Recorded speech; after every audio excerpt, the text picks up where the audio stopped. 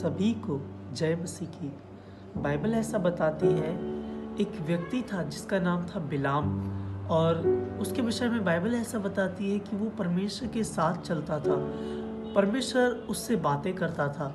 और एक समय ऐसा हुआ कि एक राजा जिसका नाम बालाक था, उसने कुछ अपने दासों को भेजा बिलाम अर्थात परमेश्वर के जन के पास, और वो उससे कहता है कि तू मेरे लिए कुछ लोगों को कर्ज कर। और बाइबल ऐसा बताती है कि परमेश्वर ने उसे इस बात से मना कर दिया। ये सुनने के बाद उस परमेश्वर के दास अर्थात जिसका नाम बिलाम था, उसने भी लोगों से मना कर दिया कि मैं नहीं आ सकता क्योंकि मेरे प्रभु ने मना किया है।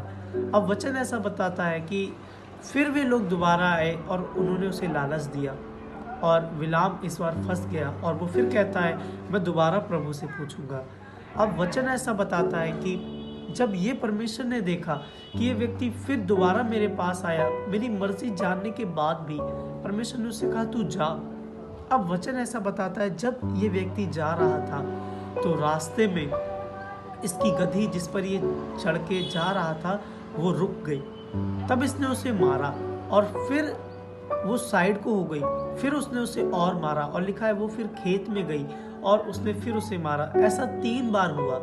और बाद में बाइबल ऐसा बताती है कि परमेश्वर ने उस गधी का मुंह खोल दिया, और वो गधी ये कहती है अपने स्वामी अर्थात बिलाम से, जो कि परमेश्वर का दास था, उससे कहती है क्या मैं तेरी वही गधी नहीं जिस पर तू बचपन से चढ़ता आया है? क्या मैंने तेरे साथ कभी भी ऐसा किया? और वो परमेश्वर का दास जवाब देता है नहीं।